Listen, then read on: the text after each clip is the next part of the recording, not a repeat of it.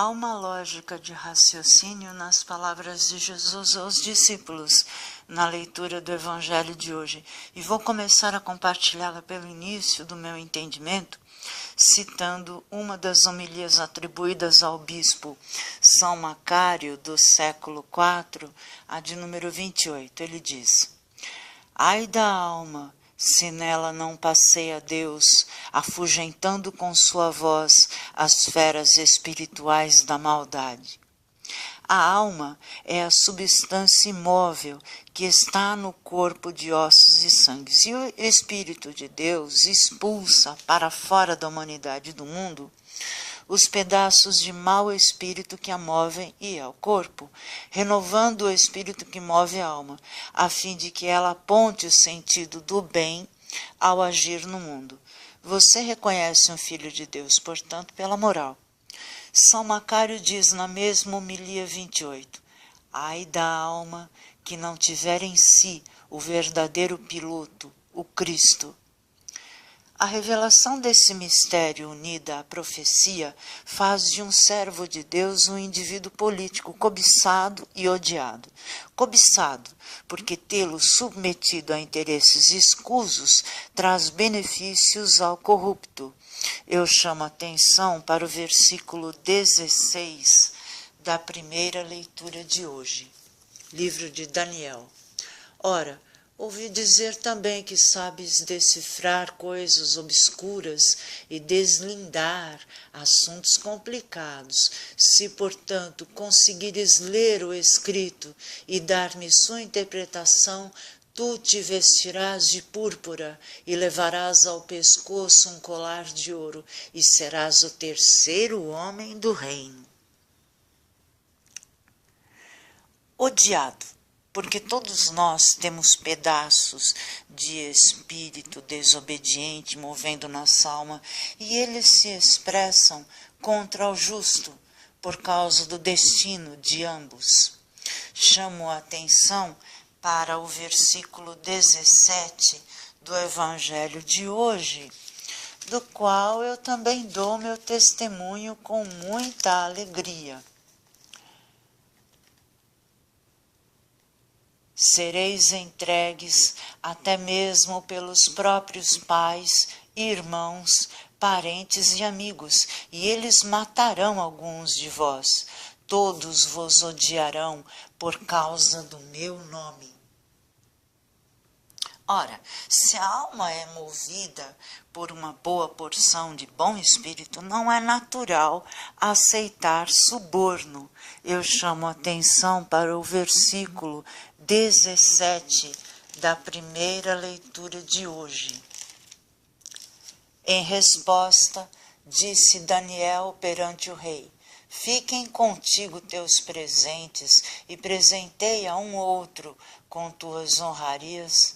Contudo, vou ler, ó rei, o escrito e fazer-te a interpretação. Quem tem o Espírito de Deus é mais rico do que qualquer acumulador de riquezas do mundo, porque sente a presença do sagrado, que lhe atesta ser a morte apenas uma passagem da alma, um fenômeno da natureza, uma misericórdia diante da escravidão imposta pelo diabo e uma grande alegria para aquela alma que é piedosa. Eu cito aqui os versículos 7 e 8 do Salmo 4. Muitos dizem: quem nos fará ver a felicidade? Senhor, levanta sobre nós a luz da tua face. Puseste em meu coração mais alegria do que quando transbordam o trigo e o vinho deles. Se é o Espírito de Deus quem move nossa alma, ainda que em uma pequena porção, nós temos essa certeza, por isso nós resistimos. Se é o Espírito de Deus quem move nossa alma, a alma não pensa antes no que deve ser dito, porque o Espírito não maquina. A maquinação é própria do mau espírito. Eu cito o Salmo 5, versículo 10. pois eles não falam com sinceridade e o seu íntimo está cheio de maquinações. Sua garganta é um túmulo aberto e sua língua é aduladora. Se é o Espírito de Deus, sua força não está na língua. Jesus ficou calado enquanto sofria no inquérito, porque a fragilidade do corpo humano e o seu silêncio é signo de Deus para dar consciência do pecado aos indivíduos do mundo inteiro em todas as épocas. Eu cito os versículos 3 a 5 do Salmo 12. O Senhor eliminará todos os lábios que bajulam e a língua que se gaba, aqueles que dizem, venceremos graças à nossa língua, usamos os nossos lábios como bem entendemos.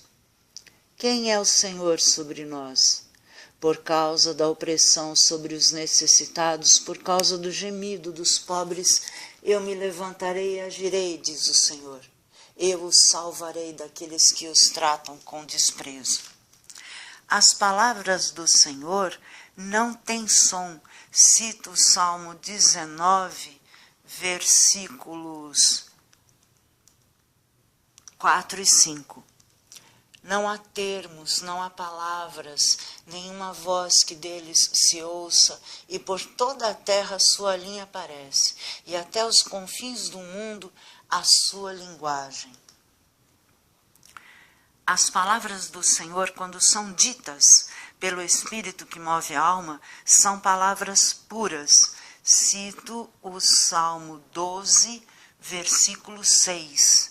As palavras do Senhor são palavras puras, prata refinada, em cadinho de barro, depurada 7 vezes.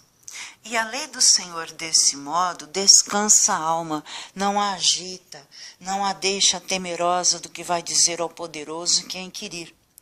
Eu cito versículos 7 e 8 do Salmo 12 e o versículo 8 do Salmo 19. Sim, Senhor, Tu nos guardarás desta geração, nos livrarás para sempre. Por todos os lugares andam os perversos, quando entre os filhos dos homens a vileza é exaltada. Versículo 8. A lei do Senhor é perfeita, faz a vida voltar. O testemunho do Senhor é firme, torna sábio o simples. A lei do Senhor faz a vida voltar, ou seja, o servidor não teme a morte, porque a vida volta graças à palavra de Deus que ele assente como verdadeira todos os dias. Desse modo, o sinal de que temos o Espírito Santo é a paz e a tranquilidade. Eu chamo a atenção para os versículos 14 e 15 do Evangelho de hoje.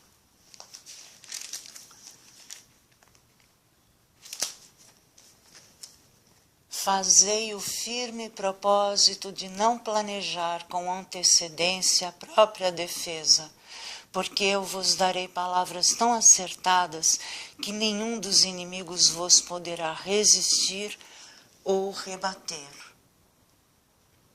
Como saber que o nosso próprio juízo tem o juízo de Deus? Bendizendo a Deus em toda a ideia recolhida pelos sentidos.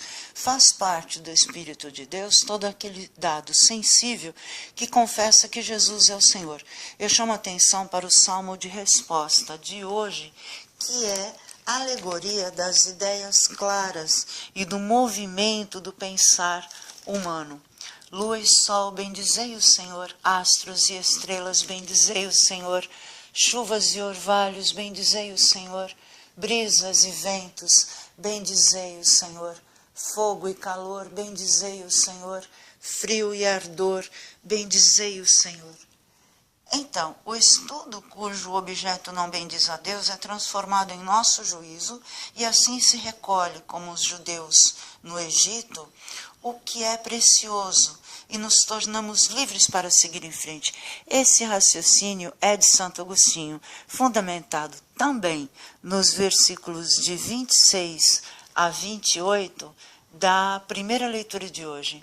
E esta é a explicação das palavras money, Deus contou os dias de teu reinado, reinado é o juízo, e deu-o por concluído. Técel, foste pesado na balança e achado com menos peso.